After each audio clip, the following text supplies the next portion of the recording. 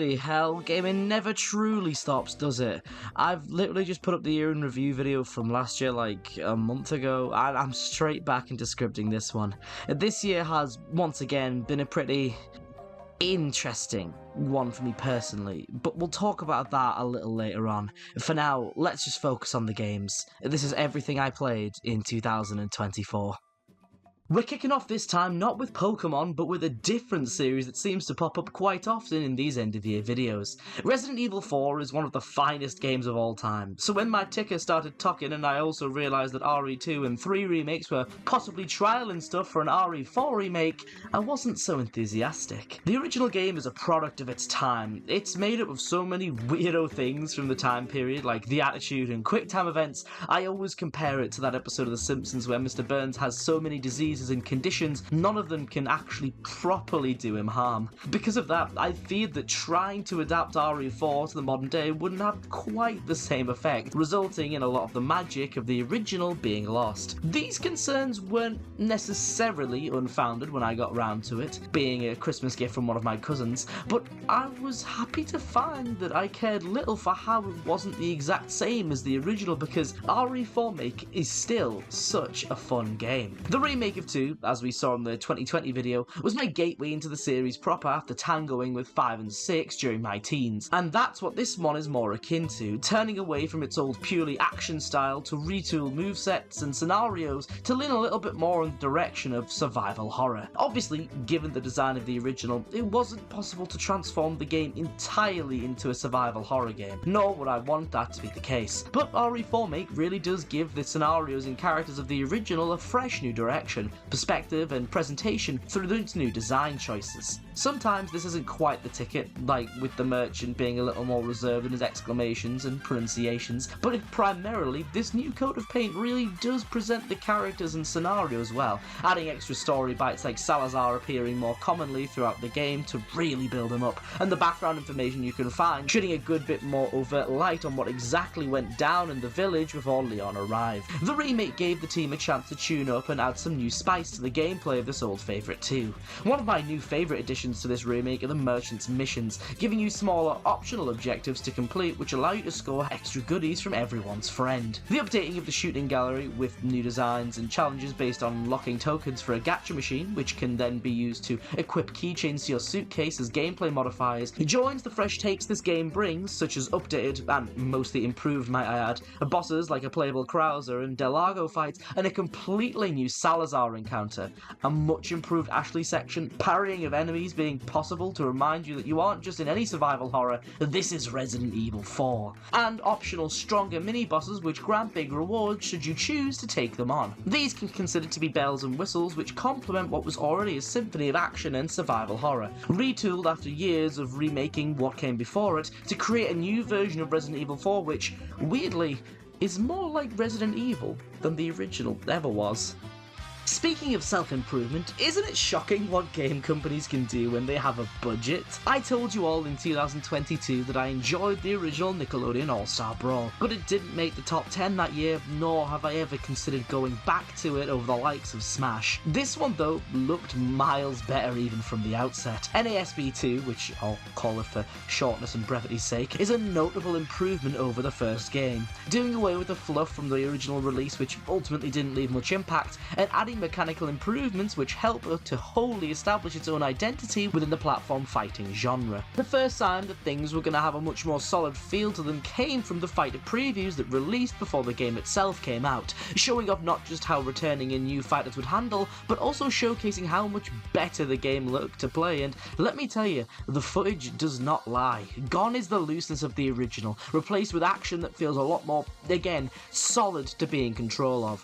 The characters still have a bit of cartoonish floatiness to them, but I think that works perfectly given the cast, and the hits feel miles meatier this time around, meaning that pulling off those big combos now feels far more satisfying than it ever did before. I found myself gravitating towards Plankton and Donnie personally. I think Plankton is more just a purely fun character for me, using his different grabs and traps in combination with his huge body, and just the best up smash ever conceived for any of these games, to just really grab that big meaty hit I've been looking for. Donnie, on the other hand, while still little satisfying to get hits with because of the healthy thunk his bow staff makes when it connects with an opponent, uses a teleport to maneuver and recover, and just makes me feel smarter than I have really any right to when I'm using him effectively. Both of these dudes, and the game as a whole, are enhanced by the mechanic I think sets this game apart from many of its contemporaries: slime. Use it to enhance its specials, giving them more range, damage, and additional effects. Use it to perform a cinematic super, which doesn't feel overly broken, but is a nice reward for saving up your gunge. Use it to slime cancel your moves, meaning that certain combos that normally wouldn't be anywhere close to connecting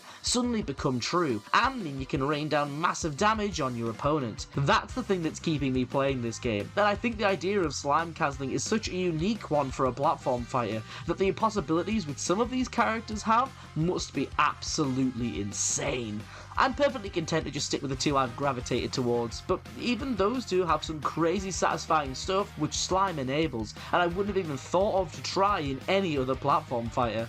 All in all, it's just really nice to see how much better of a game NASB 2 is compared to the original, and if they build upon it more so in the future, there's definitely going to be a bucket of fun to be had. Which is something I can say wholeheartedly about this one as well. Another Christmas gift, new Pokemon Snap over the last month has provided relaxation like no other after work. This was one I was after for a very long time, and after finally remembering to ask for it from my aunt for Christmas, I was eager to give it a spin. I don't really know what I was expecting from this one, and honestly, how I talk about it here will probably make it sound super simplistic and maybe dull, but like, taking pictures of the Pokemon, just doing stuff is super fun and an amazingly satisfying idea when put into practice. Seeing all of these recognisable creatures just living, laughing and loving where they live, and you being given the privilege to capture said vibing on film is immaculate. Each location is set on a track, which when you gain experience from taking photos, you can change the level of each area to take you to a slightly altered route,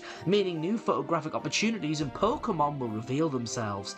I didn't anticipate just how changing a level to nighttime could possibly reinvent it so much, but hey, it works incredibly well. My favourite part though is just at the end of levels. After scrambling to take some really nice and special shots, using my equipment to see what shots I can get of different Pokemon's behaviours, you get to choose your best shots for every Pokemon, with the professor ranking them based on various criteria. I simply can't speak to the level of satisfaction I get when looking through the photos I've taken, tossing up which is better and then presenting them to the professor to not only gain experience, but also points based on how good I did. There's also requests, where you're tasked with taking photos of specific Pokemon, some with specific behaviours or certain scenarios that play out within the levels if you manage to get them to activate. This segment is far more simplistic than the others within this video so far, but it doesn't need to be complicated. I simply hope that you give new Pokemon Snap a whirl for yourself and discover the same level of fun, relaxation and satisfaction that I have over the early days of 2024. Speaking of fun and satisfaction, just minus that relaxation aspect that Snap has in spades, and you get this game. Ghost Runner 2 follows in the footsteps of one of the most cathartic games I played back in 2022. Ghost Runner was the Mirror's Edge fix I needed for like 10 years and didn't realise it. So when a sequel was announced, I was ready and waiting for some more superb parkour and fast-paced action, and that's exactly what I got. Ghost Runner 2 picks up right where the last left off mechanically, keeping things just as fast-paced as the first for those who partook. The second game though isn't just more of the excellence from the first, as it adds quite a fair amount of new situations to the mix to keep things from feeling stale. The first is these more open levels. They may start linear like the first, but eventually they'll open up and give more open sections where you decide which objective you want to tackle. This might just be a choice of 3 still mandatory paths, but the illusion of the openness does go a long way. This is only exasperated when you get to the second half of the game, with a couple of the best levels of the game not just being more open, but adding a cool ass motorbike for the Ghost Runner to ride. When I played the demo for the game and saw this, I was like, oh, they know just how cool these games are, and they're buying into it wholesale. The bike feels just loose enough, and can reach speed so blistering that controlling it brings a special brand of joy that only controlled chaos can. Using it to launch to new heights, rapidly rapidly avoid obstacles. There's even a couple of chase sequences and a boss fight on the thing. Some might see it as a gimmick to keep things from just being the same, but in a different place, but the bike, I feel, only added to the experience because of how well it controlled, and the situations you use it in match the intensity of the parkour you're already doing. The hacking levels come back, and this time they've all got their own special one-time gimmicks, making them feel even more surreal than they did before, and giving you stuff like low gravity, a treble jump, and increased speed makes for a real treat. The only way I think this game doesn't quite measure up is the boss fights. The first game had a few, and they were all super unique. Like, I always remember the first boss as kind of like one giant level, and that felt really, really neat. Like, you've got to work your way up this giant vertical tower, and the tower itself is the boss. It felt really, really cool and fit really, really well, and like the one that takes place the second half of the game on the bike is just really, really cool because of the fact that you're on that really cool bike, and the second boss fight embodies that same spirit with it being just one really long level which happens to feature an enemy within it you have to kill. But the rest of the fights were sort of just like dudes. Like, don't get me wrong, they're fun enough to fight, and the penultimate boss was a real standout despite being maybe just a little bit too long. The rest though are just fellas, and while the game does build up to them better through the story compared to the first, and while there was a fight in the first game that was just a dude, that one felt more special because you'd fought nothing like it, whereas here, more of them being just dudes on your scale made them feel a little bit less special. Despite, again, the fact that they are built up to a lot better within this game, with having more cutscenes featuring the enemies and the expounding through levels being actually done a lot better. So, once again, Ghost Runner just wowed me. A game with insane amounts of satisfaction packed into a super tidy runtime, and by the looks of things, this might be a two and done affair. But if there's more, you know I will be there. After the high-octane excitement of Ghost Runner 2, I decided I fancied taking a look at something I'd had my eye on for a little bit.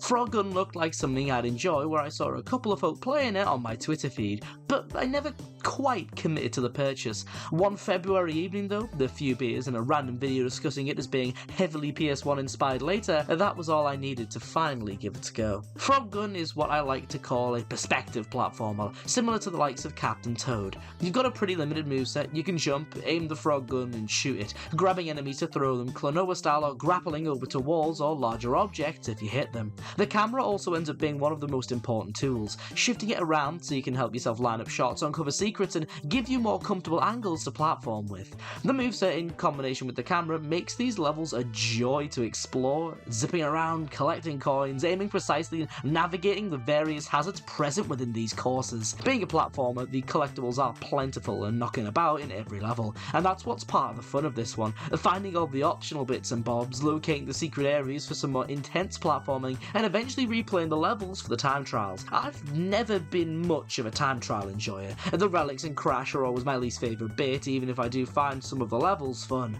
In this game though, similarly to how I found the levels in Kirby and the Forgotten Land a couple years ago, these levels are so well designed for both taking slow to make sure you get everything and rushing through, using your gun to take shortcuts and making perilous jumps to cut even the smallest corners to impact your time. It honestly bangs and makes me think, do I really dislike time trials that much?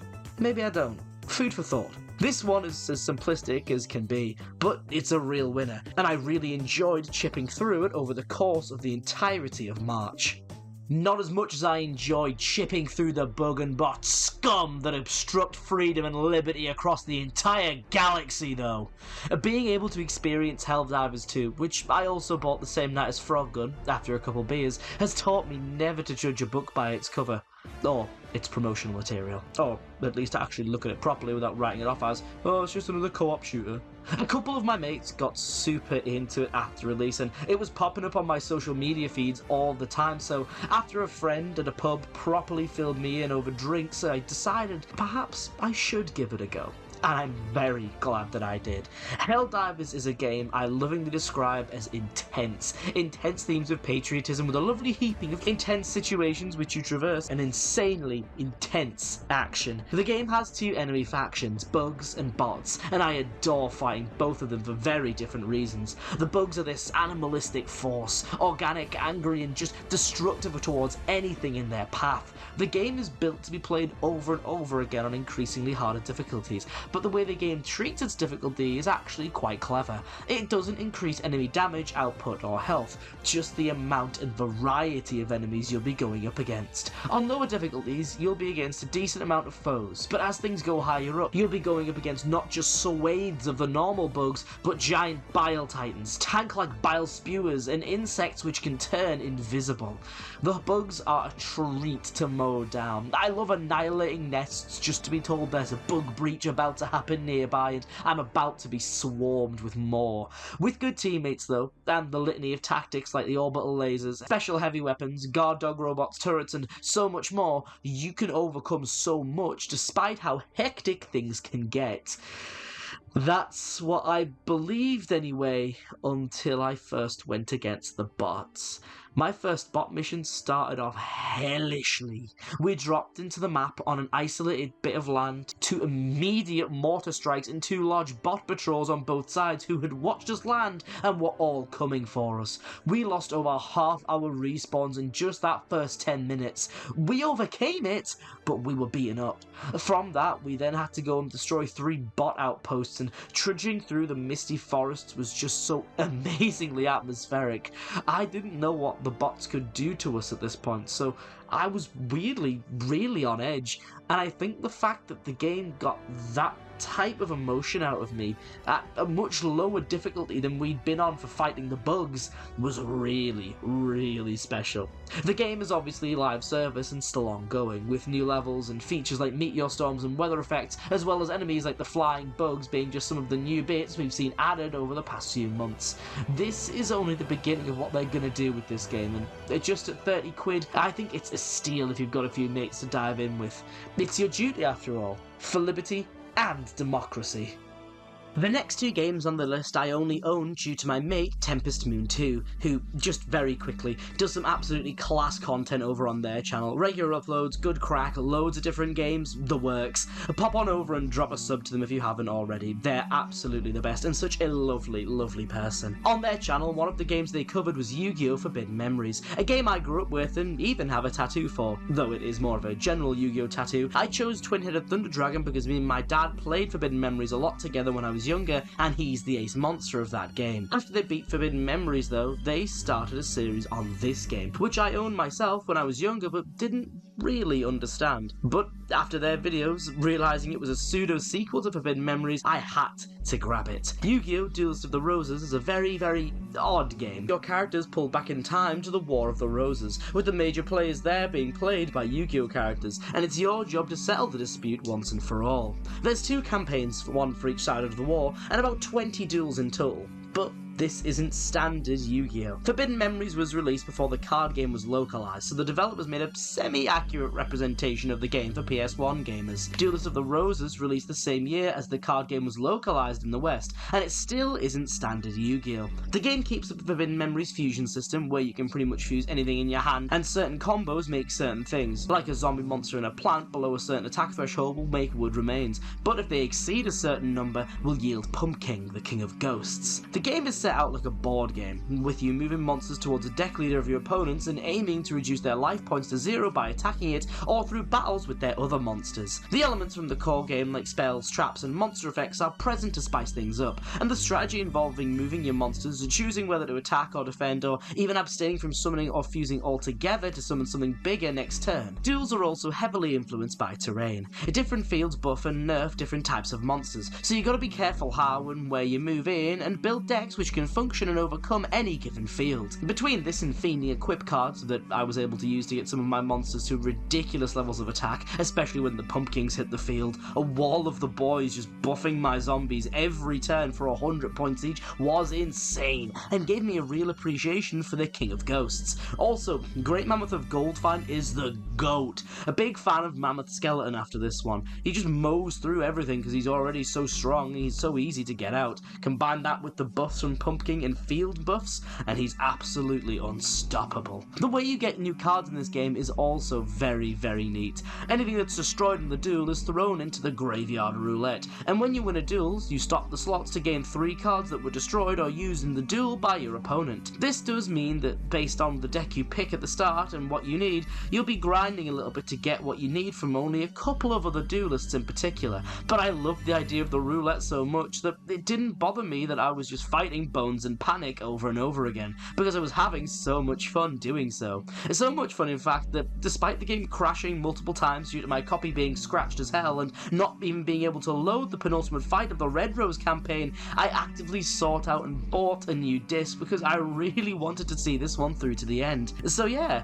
this is a weirdo Yu-Gi-Oh game, but I loved it to little tiny bits, so if you're into the card game, I'd give it a peek. And if we're discussing peak, Dragon Ball games are usually peak as hell. I grew up with Shin Budokai and the Raging Blast games during my early teens, and these were bangers. Massive rosters, fun as hell, fast gameplay, looked lush. It was once again my friend TM2 who got me in the mood to play a Dragon Ball game again, and so I picked up one of the PS3 Dragon Ball games I didn't own.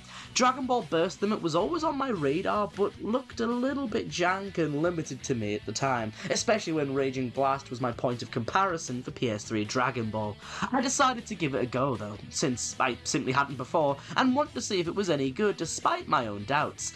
I'm not sure if maybe I wasn't getting it, or maybe my controller was a bit fucky after 17 years, but this game felt real sluggish. I like the idea of the story fights having events that can trigger to change the tide of the fight accordingly, but these also broke the pace quite a bit. I know this game is based on the Budokai games and is kinda like a soft remake of the first one, but without the key system to limit me, I just mashed supers and ultimates until I won. I wasn't a fan of how the story was presented either. Again, maybe Raging Blast spoiled me, but everything felt so cut down in terms of battles and playable characters that it felt like half the big moments from the story were just done. It didn't feel as fast or visceral as I remember Shin Budokai being either, and just felt so simplified and watered down compared to what I'd played of Budokai in the past. So yeah, wasn't really a fan, and this is the only game on the list I didn't feel the drive to go back and even finish, which is a shame. I guess I'll just simply have to purchase and go back through Budokai 1 to 3 instead to scratch that Dragon Ball itch. After finally finishing Duelist of the Roses and trying out Burst Limit, I had a platforming itch I just had to scratch. It was then that PSN alerted me that one of the items on my wish list was on sale, and it was one I'd been eyeing up for quite a while. Clive and Wrench was a game I'd heard Nitro Rad and Petronius talk about prior to playing it, but it seemed right up my alley as a man who loves bouncing around. Clive and Wrench, from the outside, does look a little rough. The cutscenes are kinda janky as hell and feel a bit sluggish, and it does look a little bit unpolished from a graphical standpoint. This is something I can look past though. What I did find grating was the lack of feedback when you take damage. Maybe there's sometimes a sound cue, but there's zero physical feedback excluding the health indicator in the bottom right changing number and a piece of cake dropping off it, meaning that at times you'll suddenly die without realizing you were on low health to begin with. I've started off pretty negative with this one, haven't I? Well, the reason for that is the fact that they're pretty much my only complaints about this game. This is a platformer for folks who love old school PS1 and 2 stuff. You can feel the heavy inspiration from the likes of Banjo, Spyro and Toy Story 2. We have a variety of level themes here, and a couple of different level structures. Some are linear affairs where you can search the given set pieces a little more openly, whereas others are just these big sandboxes with a focal point you'll be going to eventually, but you'll have a large area around to explore first. I think I knew I was in for a good time where the first level was just a shrunken level in a house where everything is giant, and this sort of everyday platforming really has a lovely vibe to it, and to be fair, the whole game does. Next to Banjo, it's probably the most English feeling game I've ever played. It's packed full of references that I can't imagine someone who didn't grow up in the late 90s, early 2000s in England would get. I love seeing all DVD and game parodies in the first level. When I saw The Mummy Returns being referenced, you know, after ITV3 aired it literally every weekend for years years in the 2000s, I knew this game was a vibe that I could get behind. There's a nice variety of level themes here: Western, spooky, Egyptian, Roman, prehistoric, Victorian, the list goes on. All of them share certain objectives, like collectible hidden in an absurd location, a fast little fella sprinting around the level with a stone to grab, grabbing 5 keys to unlock a safe, and finding 5 things for an NPC in the level. The rest of the objectives are usually quite incidental, but feel well placed as a reward for progressing through the level and exploring thoroughly. I've said these levels are quite expansive, but rarely do they feel cumbersome since you've got a moveset built to get around them. This game loves vertical platforming, so your high jump is your bread and butter, and with Clive being a rabbit, he's got a super high one. When this is combined with your glide move, you'll be crossing over massive distances from the air in no time flat, and landing those long-ass glides always feels very satisfying. This game even has a built-in radar for pointing you to the closest collectibles should you miss them, so you'll never have an instance of missing like 1 or 2 of the smaller collectibles and having to scour the level for ages trying to find them. So yeah, Clive and Wrench was a big winner for me. Scratched that old school platforming itch super well, and it was a lot of fun to chip through in 100%. It's only like 15-20 quid or something, so if it's on sale, I would highly recommend you grab it. You'll have an absolute blast.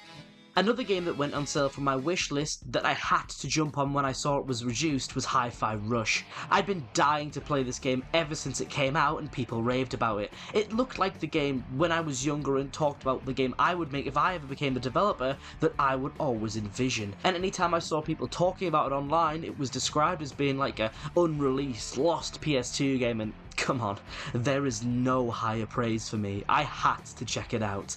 From as early as the first level, I knew this game was going to resonate very strongly with me for a multitude of reasons. The game looks absolutely gorgeous, looking almost like a cartoon or comic book come to life because of the cel-shaded look. The aesthetics of the world blend so seamlessly together, and the same can be said for the 2D assets too, not looking out of place due to their colour and art style meshing so well with the 3D aspects of the game. Then we have the writing. These characters aren't anything you've not seen before. Aloof slacker turned hero, hacker with a lot of baggage, gentle giant, blunt robot, cat, pragmatic Jobsworth who softens over time, horrible businessman, but the way in which they're written is spectacular. It doesn't take itself too seriously, keeping a light-hearted tone throughout, but knowing when to give some moments space to breathe, mainly because of how cool they are. The main appeal of Hi-Fi Rush, however, comes from the final 2 aspects I usually discuss, music and gameplay, and here they're so tightly intertwined that they need to be spoken about together, as the music drives the gameplay. This game plays like a DMC game, but everything is set to a rhythm. Platforming hazards, enemy attacks, the level itself you can even see bopping and bouncing in the background. Everything is bumping to the tune of the level, and that is so important for you as well, as while every track in the game is absolutely fire, matching the beat also rewards you. Attacking in time and performing finishes with the music grants you greater damage and bigger range. Parrying and launching counters at the right time leads to you unleashing stronger retorts. Jumping and dodging in time even gets you these little ticks as feedback. They do nothing, but it's nice to be positively reinforced. This even factors into the ranks at the end of fights, with you getting scored on time, combo variety, and timing, incentivizing you to keep in time with the beat. While incredibly satisfying, this may also sound kinda tricky to do, but the game has you covered there with a rhythm toggle which displays the beat of the level at the bottom of the screen to help you keep in time if you're finding it tricky. All of this means any and every combat encounter in the game was phenomenally satisfying. This is the game, as I said before, I would always think, this is what I would make if I was a developer, and it's here before my very eyes, and the impeccable combat coupled with the level design that rewards replays and your curiosity and certain segments feeling ripped straight out of a 2000s PS2 game is what makes Hi-Fi Rush a winner through and through. It is a must play, and the fact that we will never get another one makes me so very upset. Tango Gameworks deserve the whole wide world, and fuck Xbox for shutting them down and then having the gall to say, we need more smaller games like Hi-Fi Rush that do really, really well. I am never ever intending on supporting that company again. I hope all of the Tango employees land on their feet, because what they made here was something really, really special. One of the best games I've ever played, and now probably within my top 10 of all time. Heading into June, I took a look at my backlog and thought, I should probably try and clear some of this before my birthday. Looking at what I had, I wasn't quite ready to do the quarry, debating whether it should be saved for Halloween, and wasn't feeling a visual novel or tactical RPG, so Digimon Survive and Persona 5 Tactica were passed over for now, meaning that Spider-Man 2 was the play. I really enjoyed the first one when I played it. It's one of the rare instances where I bought the DLC past day one. Partly because game employee said it's only £10 extra, to be fair though. Insomniac, for me, have never missed, and based on how much I enjoyed the first game, and it being 6 years since I played it, I was about ready for another dose of their Spider-Man. To be completely honest, this game carries quite a lot of what made the first one successful, and I was a bit worried it would be a bit more of the same in terms of what it does well. Now, I'm happy to report that from as early as the intro, things feel bigger. The intro level reintroducing the abilities of both Spider-Man feels like a spectacle, but isn't something big which is then isolated later. It informs both the story and some collectibles. To speak on the story, I think things built up a tad better here compared to the first, where you have the slow decline of Doc Ock in the background and the Mr. Negative stuff front and centre, meaning the former kind of hijacks the plot at the 11th hour. This game feels that bit better built up, slowly starting to spiral out of control for both Spider-Men. The presence of Craven becoming more intense, Miles struggling with the idea of vengeance, the reappearance and decline of Harry's health, and the symbiote slowly becoming more and more of an influence within the narrative. I feel it's built that little bit better to the first. There are also some very neat moments of gameplay within the narrative too,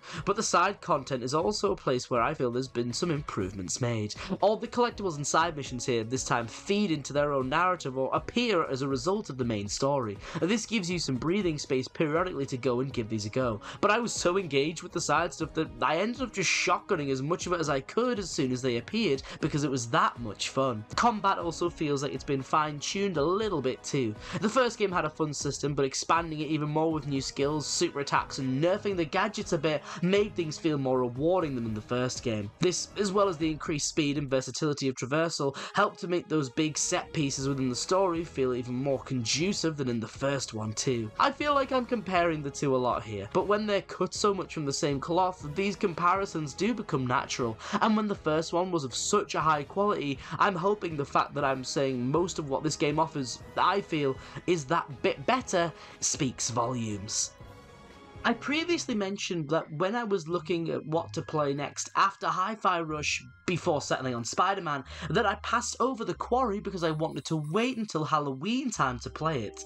Well, this is another game I was considering saving until the autumnal season, but instead, I simply went for it. Pumpkin Jack has all the makings of specifically a Halloween game, and before I continue, I just want to say that this one is definitely one I should have saved until Halloween, because it's so entrenched with the spirit of the season. Everything here is insanely autumnal. The vibe and aesthetic of this one is completely cozy and spooky as hell, and I'm 100% here for it. Aside from these impeccable vibes though, the game is actually quite simple. There's some decent little bits of platforming, and you get some combat in here too, with your arsenal of weapons expanding at the end of every level.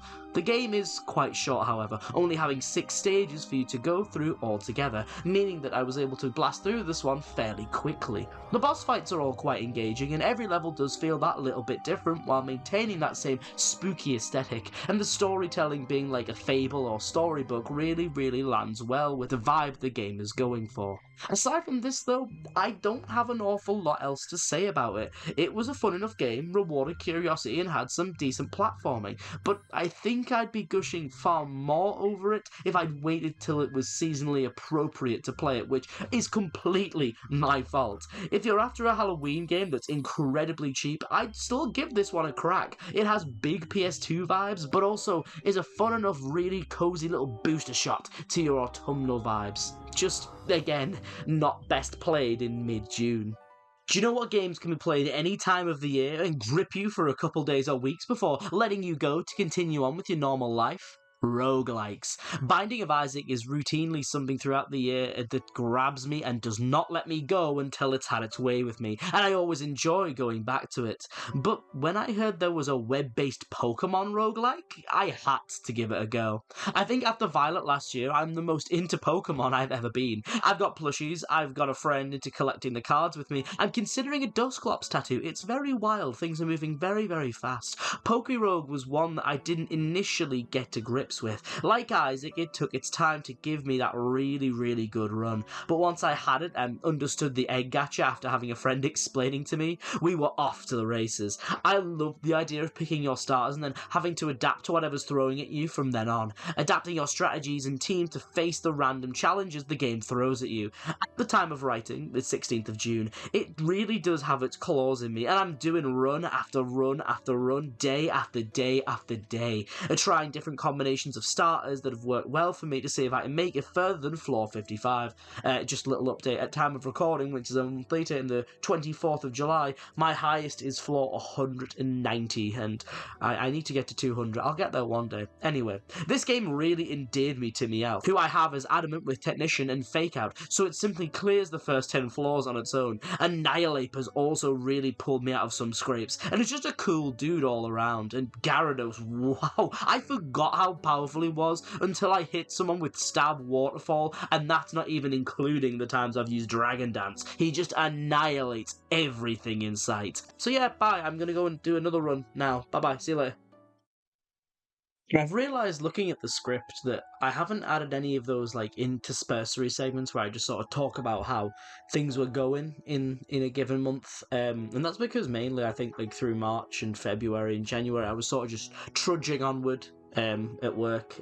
March I had a very, very big wobble and thought, oh my god, what have I done? I'm not really fit to be doing this job, but I got out of that temporarily and then and was able to soldier through for the rest again. You know, we had an alright time. June though in particular has now got a tradition of becoming a pretty horrible month. Obviously there's the two big pluses of it's always SunnyCon and I celebrate my birthday with my friends, but this June, while it was also rough at work, you may have seen obviously at the start of the Digimon and Blurina video that we also lost our family dog, which was not grand in the middle of the highest tension week at work.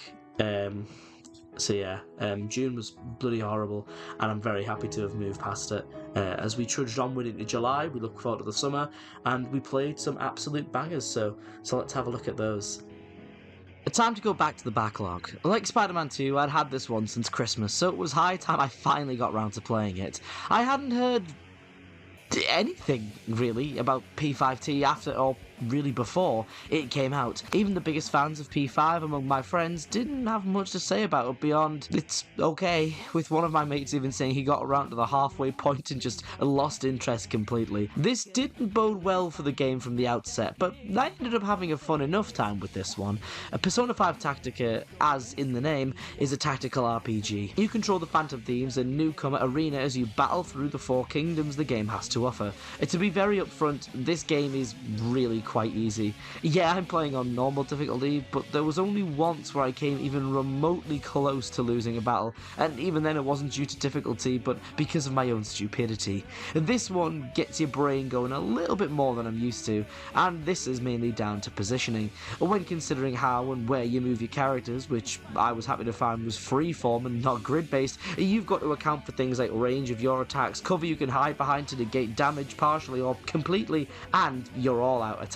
Hitting an enemy who's vulnerable will at times trigger a one more like in P5 and Strikers, with this one more here giving you an additional attack and a wider frame of movement. It also allows you to unleash an all-out attack. With anything caught within the area of a triangle drawn between the 3 party members you take in a battle, you're receiving massive damage when this move's used. I actually quite like how much the game got me thinking about where I was moving and leaving my characters, and the one more system was also used for a couple of puzzle levels with the optional side quests you can take on, which I found quite fun as well. Another change I enjoyed was how personas themselves work now. Everyone keeps their base persona through the whole game, but you can equip an additional persona you fused in the development room to give your base persona additional moves or your character innate buffs. Each of the elemental effects from skills impacting how your opponent can move or debuffing them the next turn was also nice. They also incorporate the personas into how you build your weapons, with you sacrificing personas or summoning them from the compendium to help you create stronger guns, really incentivizing you to log as many of them as you can.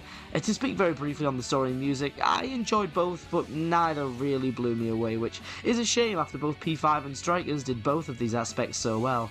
I think, like many others, I'm about ready to see a new cast of characters take the helm now, as while this game takes place between the final pass and ending of Persona 5 Royal doesn't upset the nice ending Strikers gave this gang, I'm very ready for them to finally ride off into the sunset. At the end of last year's video, I talked about how I had a sampling taste of Rivals of Aether at my Smash Weekly, and over the course of the year up to this point, I'd been dabbling more and more often in both Rivals 1 and the betas for Rivals 2 any chance I got. I was slowly starting to fall in love with the game, so when it went on sale during the Steam Summer Sale, I grabbed it in an instant so I could get on the grind at home. Rivals of Aether has tried to fill a void that Ultimate is slowly starting to leave as it continues to wane. I still enjoy the game, love the community, and adore commentating, but the competitive side of the game has, at this point, at time of recording, it's the 13th of October, it's completely lost its luster for me, which, to be fair, after 6 years, is to be expected. Rivals, thankfully, has a similar brand of even faster-paced fun that I can really get behind, and my main at this moment in time is Italis. I adore how he slips and slides all over by being a polar bear, and it's really cool to be playing a heavy with such good mobility in a game where your combos and advantage state are just so important. I've dabbled with some of the other characters, particularly Eliana, but haven't had really any time to really sink my teeth into any of them, other than that big beefy bear who's pretty fun to control, as I say. The pace of this game is really jarring compared to Ultimate, and every character being so wholly unique from one another is cool as hell to see, both playing as and against them. Every character has some sort of terrain control or special attribute which makes the game feel like proper battles for true stage control, and helps to add that little extra layer of complexity to fights, and make them feel much more grandiose in just this small way. When Rivals 2 comes out, and again as time of writing the game releases next week, you bet your sweet bippy I'm getting it on the ground floor, and putting the time I have into Rivals 1 so far has made me incredibly excited for when that game releases.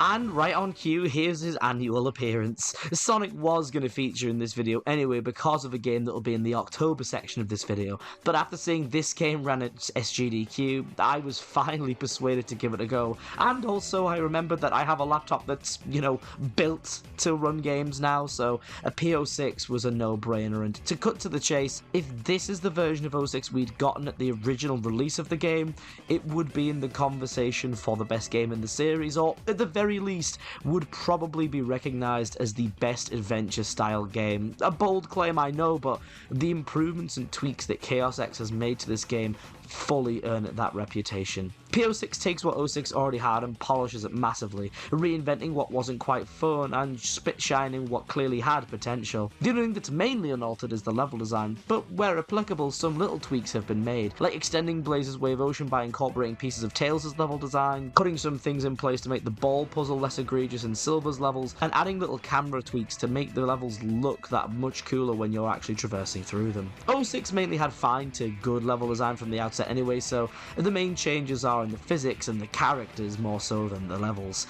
Everyone is universally faster in this, meaning the long stretches that 06 has of just running now feel a lot more exhilarating. Everyone's also had tweaks to their moveset, which means the flow can be maintained and scores racked up massively quickly, really breathing new life into the way I personally look at these levels. I've never been one for score attack, but the way that Shadow now is built to play, and the way that Sonic now preserves his momentum, and the spin dash is actually really useful for just barreling through enemies, it gave me a thrill in racking up massive points that I've never really bothered to care about before, which was really refreshing for me, and it gave me another angle to approach '06 from. One of the smallest, most impactful changes is that everyone, excluding Omega, who more than makes up for it by being to annihilate enemies with a brand new first person mode and his heroes combo being given back to him, is that everyone else now has the Badnik bounce, meaning that enemies return to their traditional role of both being threats and tools to extend your momentum and movement. It feels, in a weird backhanded compliment kind of way, so nice to say that Blaze has lost her crown of being the best to play by a country mile and is now on equal footing with pretty much the rest of the cast, though I'd still say that she, Sonic and Shadow may be in a bit of a league of their own. If you are even remotely curious about this game, I would absolutely recommend giving it a go, because it is, quite frankly, as I said, the best Sonic adventure game. Next up is three lovely little games in one. Tori 3D and Tori 2 are lush little bite-sized experiences I came to adore last year alongside Super Kiwi 64, which, to right or wrong from last year, should have been in the top 10 over Sonic Superstars. Hindsight is 2020, but congratulations Super Kiwi 64, a year later and you finally got your day in the sun. Following up on the Tori games, while we all wait patiently for Tori Saturn, we have Tori's Panic Pack, containing Tori Genesis, Tori's Jumble Jam 2, and Tori missions. Once again, we go with the bite-sized formula. Genesis is 3 levels in rapid succession where, stronger than ever, we see the Sonic inspiration for these games. At 20 minutes and 3 levels, double that for 100%, I still managed to really find myself enjoying it. And Jumble Jam is a few extra levels from Genesis. I'm not having to play them in rapid succession and being a little bit more traditionally Tori, having to get around the levels themselves and navigate them, which are a little bit more open as opposed to the straightforward format that Genesis goes for. While I said the game is very Sonic inspired, it also has some really cool explorative platforming sections too, which are a joy to overcome while finding everything. Lastly, we have Tori missions, 25 super short levels escalating in difficulty, which all focus on a particular style of movement or gimmick. Pushing myself to complete these and ensure I got the S ranks was props my most pure joy I've ever felt with anything from this series, and making me really focus on how I was moving, and since the levels are so short, retries weren't taxing on the patience at all. At 89p, you literally cannot argue with the amount of fun shoved into this lush little package. You can literally get the whole Tori series at the moment for under £4, and I think that's so cool. Who knew all it would take for me to finally enjoy fighting games was 4 beers? I've attempted the likes of BlazBlue Continuum Shift Extend, Dragon Ball FighterZ, and Ultimate Marvel vs. Capcom 3 before, but none of them occupied me for too long. They're too hard, they make my tummy hurt. My past with the genre meant I was incredibly surprised with how much a few beers and a little bit of explaining helped me to really get into Street Fighter 6. With the aid of the modern control scheme, I was able to really enjoy my time with it at a local barcade, and that led to me picking up the game for myself a week later. Street Fighter 6 clearly wants to get more people involved, with the previously mentioned modern control scheme enticing new players to try getting into the genre that has a reputation and image of being filled with complex inputs. The game also has the traditional training mode as well as character-specific tutorials and combo trials. This was the mode I needed as a proper first-timer, as it allowed me to learn the basics and more intermediate stuff even with the modern simplified controls, and that meant I was avoiding that feeling of being vastly out of my depth when I went online, and the joy I experienced with the combo trials meant that I was eager to get into training mode to get properly consistent with what I just learned. I play Manon, by the way. I like her grab-centric playstyle, waiting for the perfect moment and then having to choose between the hit grab or my command grab, depending on which is the appropriate option. I have dipped my toe into World Tour a little bit, but not fully. I only really want to do that for the costume unlockables though, but it does seem decently engaging so far. As a fellow who's actively avoided fighting games for the majority of his life, I hope it means a lot when I say give Street Fighter 6 a go, even if it is just with a friend at a barcade or a local Smash tournament. You won't be disappointed, and maybe, like me, you'll find an appreciation for the genre that wasn't there before. And just like that, summer was done. It was September. I was gearing up to head back to work, and then I realised something. Oh shit, I get to go to Sonic Symphony again! Last year's concert was phenomenal, and this year, while the lineup didn't feature all the songs from last year, the new ones they brought with them were class, and the atmosphere was unlike anything I've ever experienced. It was absolutely phenomenal. Big shout out to SonicCon UK as well, which I went to the following week in Manchester. Getting to hear Bentley Jones do Dreams of an Absolution live was absolutely incredible, and the night out after the con was one of the best nights I've ever been out on in my entire life. The vibes were immaculate. I was the belle of the ball and had a reet blast. Prior to having these two absolutely sick experiences on back-to-back weekends, however, and following realising my PC was able to run PO6, I thought I'd finally give Sonic Omens a go. A controversial little fan game that had had my eye for a little while.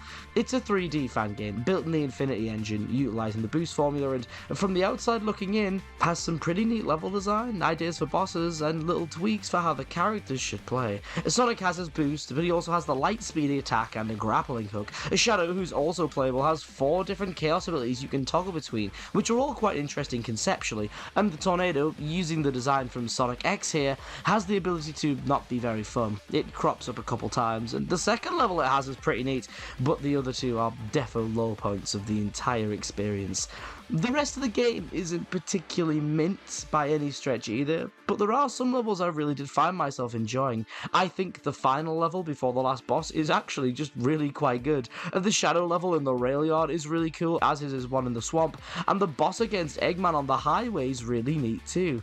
Many cite the story of this game as another low point it does have, being a weird continuation of Sonic X, but as an enjoyer of X's third season, I didn't mind it too much. I think my main problems that kept me from really enjoying the full package would be stuff like the lighting being too dark to see stuff in a couple levels, the forced combat and the tornado. The boss fights were interesting ideas, but a lot of them weren't really winners, and the fact that the game is so fast paced, I felt like I missed a lot of the level design in a way that I don't in the actual Sonic games. It's fast, but too fast to the point where I just felt like even if there was some cool ideas and nice bits of design and alternate paths, I was missing them because I was just blazing past them all. As I said, Omen has some high spots, but it's mainly made up of interesting ideas and odd choices, which aren't ultimately always executed as well as they could have been. Which is not something I'd even remotely consider saying about Astrobot, the Astro's Playroom game that came installed on the PS5. If I hadn't already finished the 2022 year in review video by the time I received my PS5, would have 100% featured on the top 10 for that year, probably alongside Ratchet Rift Apart as well. When they showed off this game was a thing at the summer State of Play, it felt like the whole world was both surprised and excited, given how well the initial smaller experience was received. Really, it's mental to me, like, even my mates who aren't into platformers at all talk really highly of their time with Astro's Playroom, so expanding on that really positive, well-made little experience into a much larger, fleshed-out one was really a no-brainer, and that's exactly what this game is. Team Asobi put their brains in gear and used what they'd learned when designing Astro's Playroom to craft one of the finest 3D platformers of the generation. The game feels just as good as its predecessor to control and move around in. The soundtrack, featuring lots of varied vocals and a load of the lovely singing from Playroom, is very welcome, and the plot is just silly. I really love it. This freak just breaks Astro's ship, which is shaped like a PS5, because he fancies having one of the parts for himself, and that's it. Get out there, save your friends, and batter him. Speaking of your friends, they're the main collectible this time instead of PlayStation peripherals. The cameos from the bots dressed like iconic characters in PlayStation's history was a highlight of Playroom, so it makes sense to make them even more of a focus here, alongside the returning puzzle pieces. Can't lie, I popped hard for a couple of these critters, and completing the gacha to unlock something that's important to each of them for a little animation in the hub world made it feel like even more of a treat to be collecting them. There's various amounts of bots in every level. Some are generic and some are these mascot bots. They're all well hidden enough and reward your curiosity, but if you do get stuck, you can always return to levels and pay 200 coins to unlock the bird, who functions like a radar for any missed collectibles, including things like alternative level exits and missed puzzle pieces. There's also a couple of extra special bots who you rescue after boss fights, letting you play as them for one-time gimmick levels after rescuing them based on PlayStation properties. I won't spoil who they are for you, but I popped off so hard for two of them in particular. There's also a set of power-ups within the game that can have their own levels dedicated to them too. These function with the trigger buttons and have the level design so well around them that it makes me just want to see them more, which, if you've got me begging for more of your power-up centric gimmick levels, you know you're doing something right. To go briefly back to the bosses, I enjoyed them all, both end level fights and big baddies at the end of the world. They're all easy enough to read, link back to what theming or gimmicks they had in the levels, and I just can't really pick fault with any of them, nor the game as a whole really. It's like impeccable. It's no wonder it scored as well as it has with critics and the general public. I saw someone online say, "Oh, Astro Bot's just Mario Galaxy, we've seen this before," but like, when you're being compared to Mario Galaxy, one of the finest games ever made, doesn't that just indicate the quality like that this game carries as well? Get Astro Bot. Simple as. As I said during the Omens portion of the video, I got to go to both Sonic Symphony and Sonic Con UK this year. Both were absolute blasts, fun times with friends, and allowed me to properly meet the community for the franchise in the UK, which I'd only really looked in on from the outside for some time now. However, being from up north, this meant both a 3.5-hour train to London for Symphony after a full day of work, and a 2.5-hour commute the next week for Sonic Con. What did I use to pass this inordinate amount of travel time 2 Fridays in a row? Vampire Survivor. I'll be blunt, I don't have very deep thoughts about this one. It's an auto-attacker with a pinch of roguelike sprinkled in, a cookie clicker for a modern me. The feeling I got when I managed to get all of my stuff to a super high level was class, and I liked the designs of the freaks and ghouls you fight quite a lot. But that's about all I could say. Did it get me through those 2 big bouts of travel? Yeah. Will it get me through more in the future? Yeah, I'd assume so. It did its job. And that's all it needed to do. And oh, isn't talking about freaks and ghouls and vampires such a perfect little way to transition into October? I decided to pluck a delightful little treat that I'd been saving specifically for this time of year from my backlog, this year's offering being The Quarry. I'm a huge fan of Until Dawn. The game flew onto my radar thanks to my partner back in 2015, and I absolutely fell in love with it during my second year of sixth form. Fast forward almost a decade later, and Supermassive Games decides to simply stop being mid with dark pictures and came out with this. The Quarry is simply Until Dawn reincarnated, that takes the walk and talk, make your own adventure gameplay from its predecessor and updates it in a couple of ways.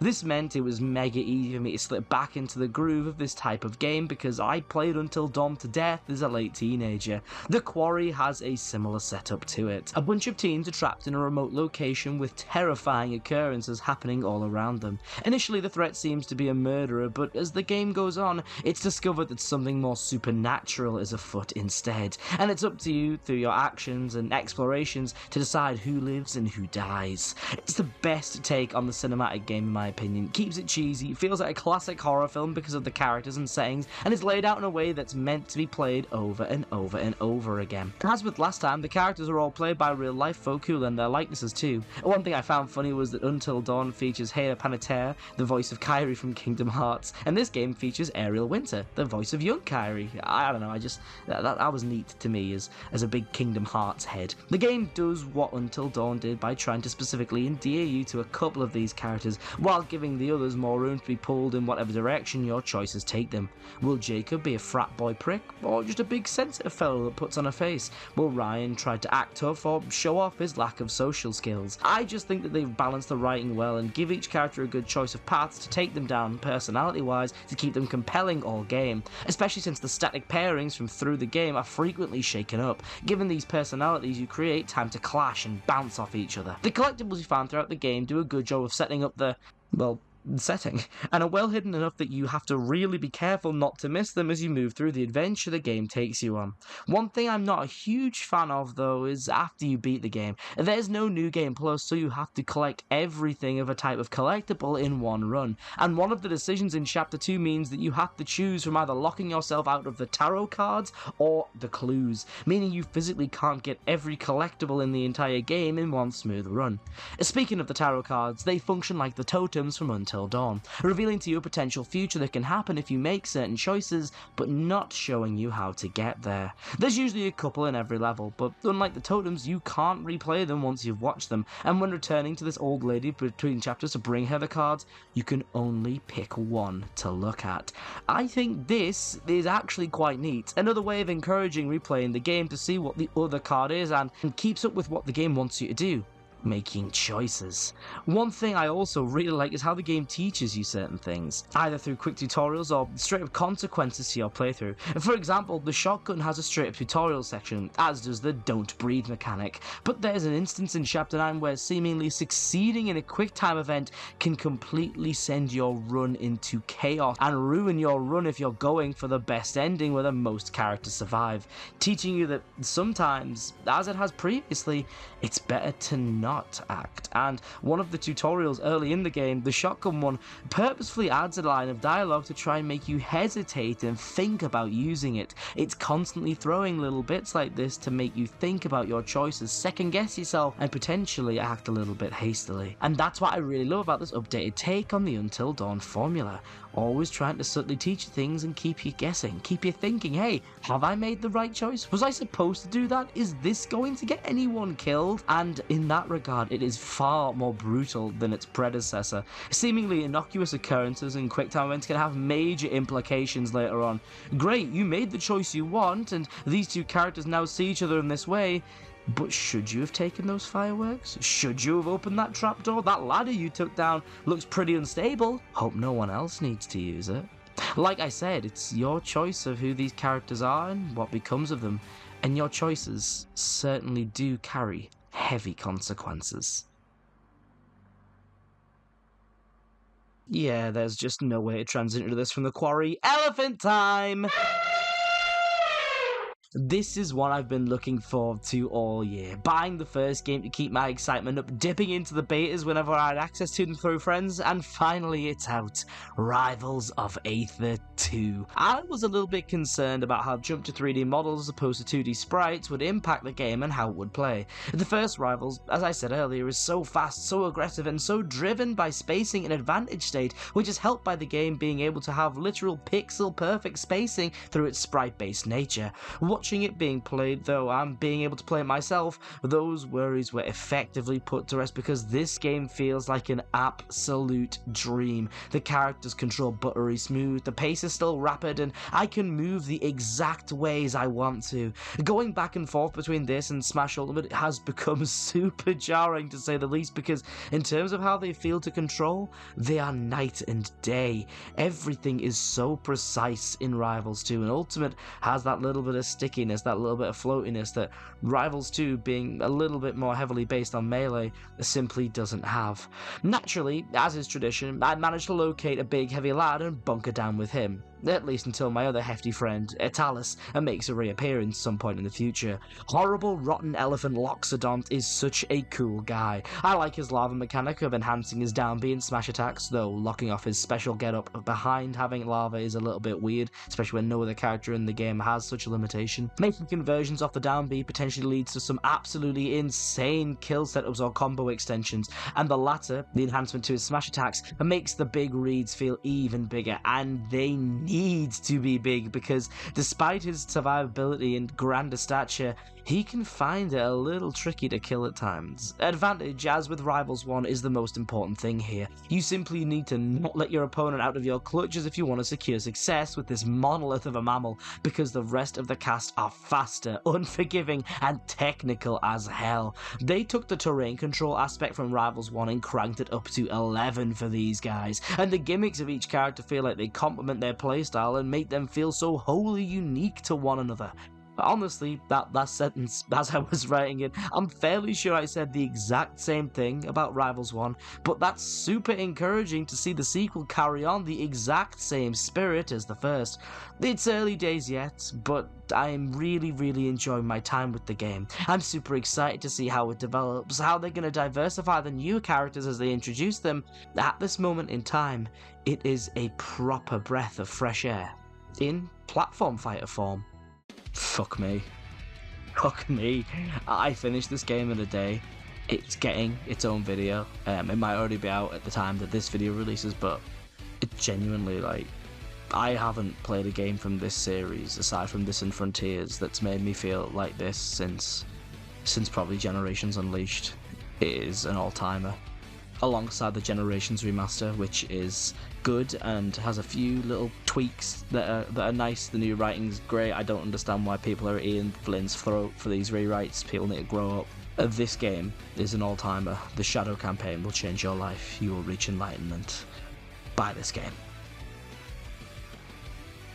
I can't help myself with this. I really can't. Shadow Gens is the ideal capping off point. Doesn't matter, here comes wrestling. I played WWE games a lot growing up. I went from 2008 to 2010 with SmackDown vs. Raw and took a couple years off to get back on the dying days of WWE 12, and from there I played up until WWE 2K18. A-level here was the peak of it. Every night me and the boys were on 2K18 having a laugh after a long day of studying, and the time I packed into this one was immense. I fell off the wagon after that. I simply didn't ask for the next one. 2K20 was publicly seen to be a disaster, and the changes to the control scheme just didn't look Joe-friendly, so I assumed it was time to hang up the boots. Then PS Plus offered me 2K24 for free, and, well, I'm not one to punch a gift horse in the mouth, so I took my chance. A 2K24 honestly surprised me with a couple of tweaks that it brings. The moves feel super impactful, the music in Showcase mode amplifies the drama of the bouts, and things like Gem mode, Universe letting you pick a character as well as still having the sandbox, and creating Money in the Banks rubbed me the right way. The controls looked like they would be a turn off. I'm not a big fan of every grapple having to start from a lockup, but I adjusted to the new scheme quickly to now I don't really feel much hassle using it, which dispelled my biggest worry about playing the game. Unfortunately, that's pretty much all I've got to say. While I find this game fun, I simply don't think I have the time for it anymore. I want to throw myself back into Universe mode for hours upon hours, but man, I got stuff to do now. There's other things eating into my time, things I want to put my time into, and unfortunately that means I can't reach that same level with this game as I did with the likes of 2K18. And still, this one is enjoyable. For the little bits of time I've been able to give it, I was having a lot of fun.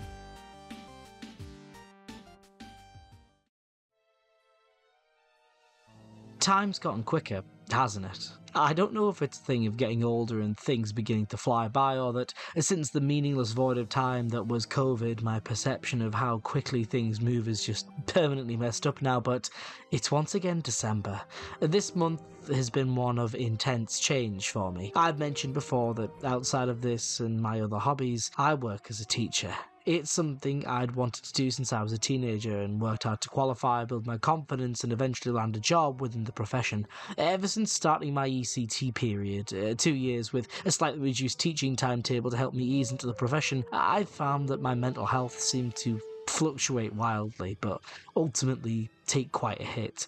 Working as a teacher is one of the most rewarding jobs in the world, with some of the highest highs imaginable when you take a second to really take in just how much good you've done to influence the lives of these little ones, but it's rare that I've been able to do that, and most of the time I found myself coming away from an average day at work thinking, I've not done enough, I'm letting all these kids down, and ultimately that I'm not good enough. This pretty rotten mindset began to permeate my whole life and self-perception. Any minor inconvenience, a mistake, or missed opportunity was me being a failure, not being fit to have these positive things happen to me, and ultimately not being good enough. By June, adding in us losing Ted as well, I had this realization on my birthday weekend when I was out having a good time with my friends, or meant to be, and it's SunnyCon the whole weekend, that I wasn't in a very good place and generally wasn't very happy. As someone who's always seen themselves as pretty positive and had a good amount of self-esteem, this was a pretty harrowing realization to have,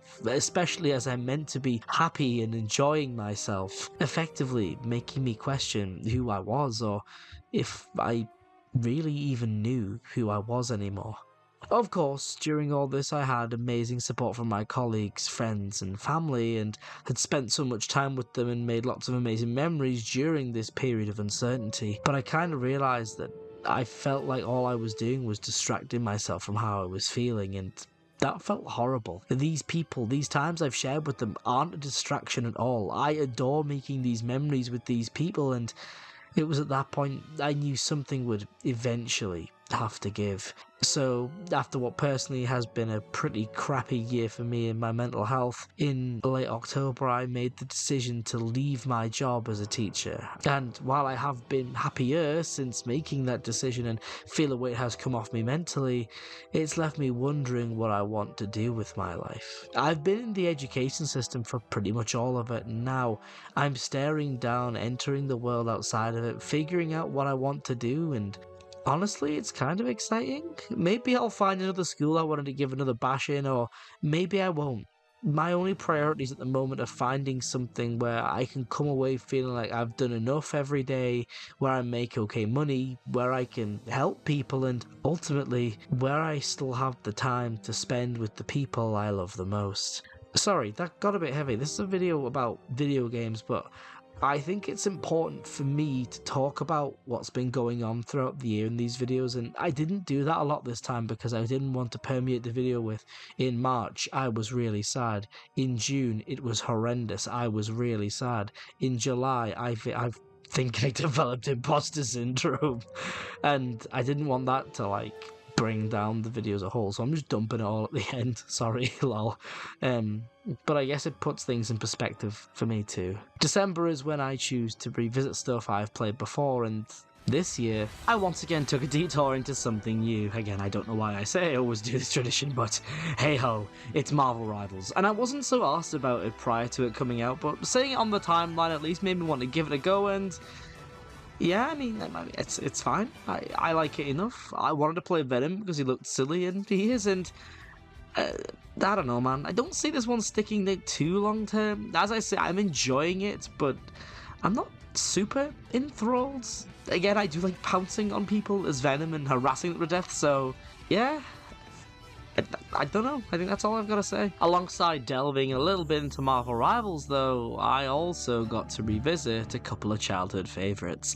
They re-released the Sly trilogy on PSN, and these aren't just your everyday here's the original game, they are fully upscaled ports with brand new trophy lists, and I'm just like, I love these games, man. The first one came out earlier in the year and I didn't give it a go, but hearing so much positive press for the series again after it being dormant for so long was just so beautiful, and I thought, you know what, I'm gonna treat myself, and I dove in, and it's just like putting on a warm pair of slippers. It's just these games are like, this and Kingdom Hearts 1 are like just home to me in gaming form. This franchise is just so brilliant, and it's just lovely. I loved re-experiencing these old favourites again in a high resolution this time. So yeah, Sly is just always will be and always has been a chef's kiss.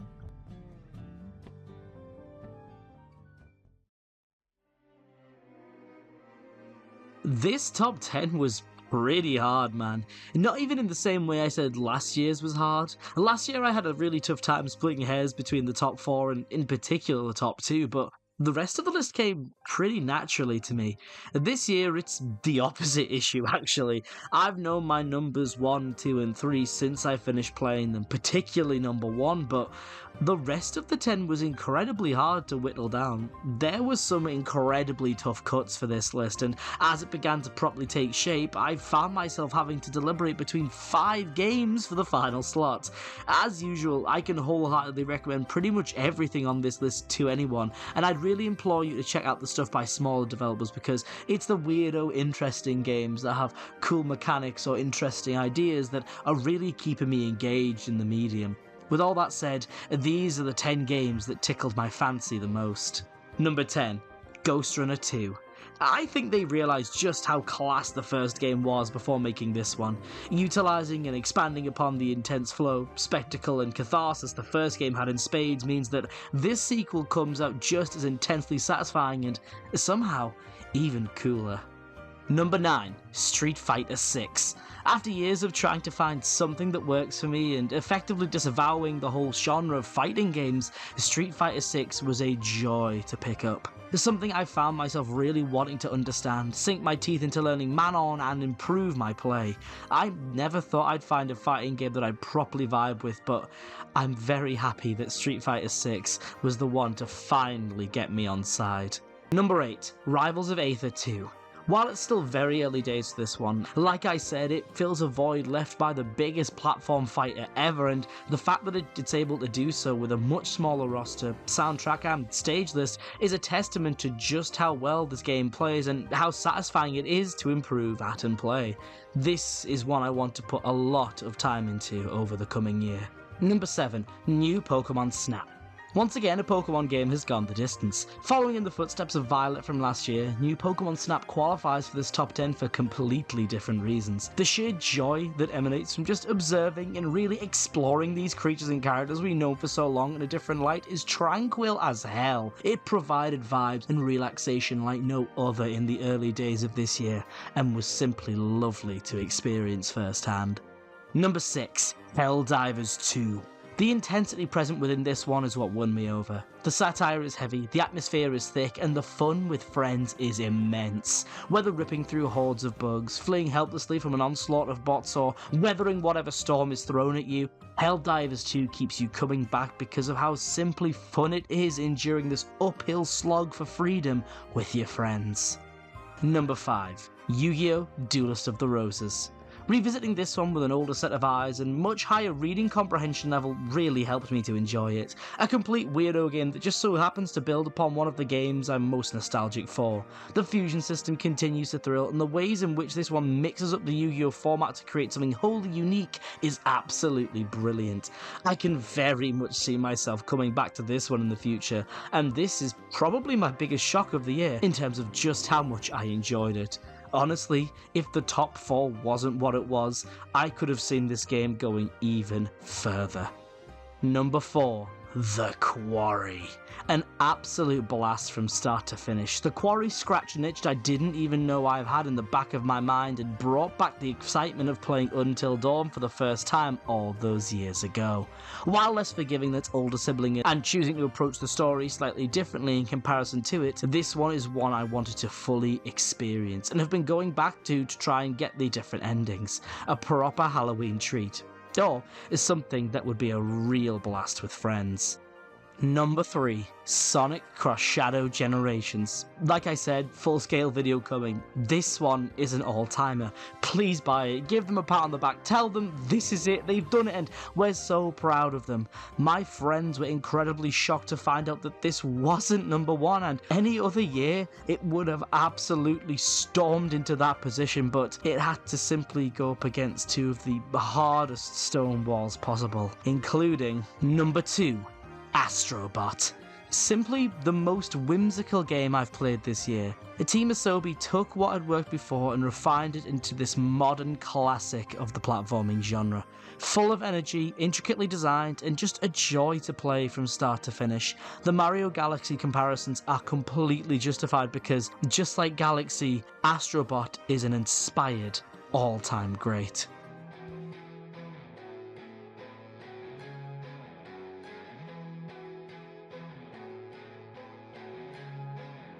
Number 1.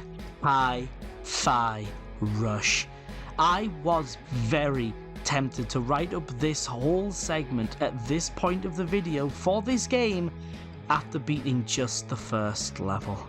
From even those first 50 minutes, I knew this one was going to be very high up and tweeted about how flabbergasted I'd be if it wasn't my number 1 this year, and, well, here we are. I was talking to a friend just before I played this about how I felt that no other game would ever resonate with me again the same way Kingdom Hearts 1 and Sly 2 did all those years ago, and then this game came into my life and proved me completely wrong. I said it before, but it bears repeating. This is one of the best games I've ever played. I am overwhelmingly happy that despite the year that I've had personally, that I had the chance to experience this masterpiece. And there you go, another year, another top 10 more cool games that I put into a list and everyone waits with bated breath to hear. Just quickly before I go today, I just want to say a really big thank you for watching my stuff this year. I've put up 2 videos that I'm really happy with, and while I would like to have put out more, there are plans for more stuff next year, and hopefully you'll continue to enjoy that as well. They've done quite well, which I'm really happy with, so yeah, thank you for watching, and I'll catch you all next year where things are probably going to be pretty different, so I'll see you then. Thanks for sticking by me. I'll see you later.